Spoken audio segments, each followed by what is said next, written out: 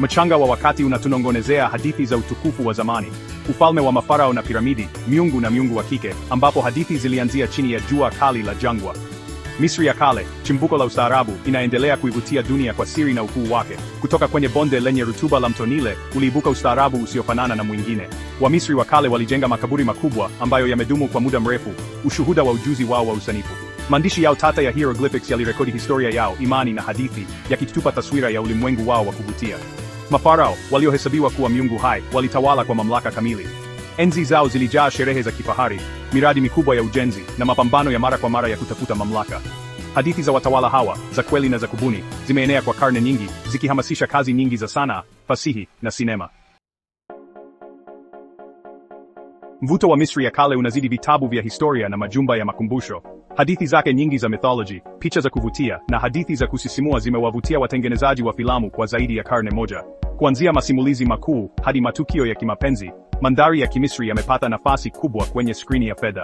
Sinema, yenye uwezo wa kuwapeleka watazamaji kwenye ulimwengu tofauti, ilipata hazina ya uwezo wa kusimulia hadithi katika Misri ya kale. Utukufu wa kuona wa Misri ya kale, pamoja na piramidi zake za kifalme, sanamu kubwa na sanaa maridadi, ulihamia kwenye skrini kubwa kwa uzuri.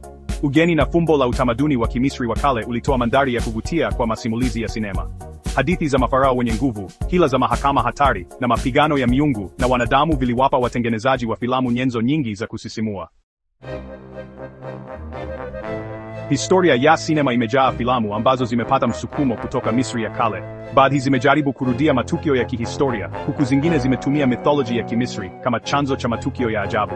Moja ya mifano maarufu ni filamu ya epic ya Cleopatra ya mwaka 1963, iliyoigizwa na Elizabeth Taylor kama malkia mashuhuri wa Misri. Filamu hiyo, inayojulikana kwa mandhari na mavazi yake ya kifahari, ilikamata ukuu na tamthilia ya utawala wa Cleopatra na kuwa alama ya sinema.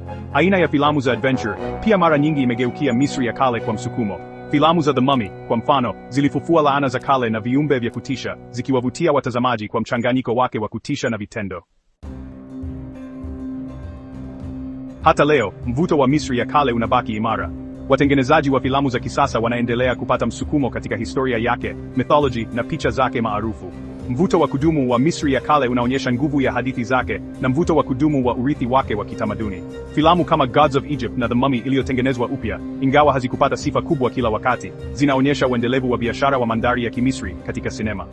Matumizi ya madoido maalum ya hali ya juu yamewaruhusu watengenezaji wa filamu kuibua Misri ya kale kwa uhalisia usio na kifani na mvuto wa kuona. Zaidi ya filamu za kihistoria na za adventure, ushawishi wa Misri ya kale unaweza kuonekana katika nyanja mbalimbali za sinema ya kisasa. Kuanzia usanifu wa uzalishaji na mavazi hadi ala za muziki na madoido ya kuona, motifs za Kimisri zinaendelea kuhamasisha na kuwavutia watazamaji ulimwenguni kote.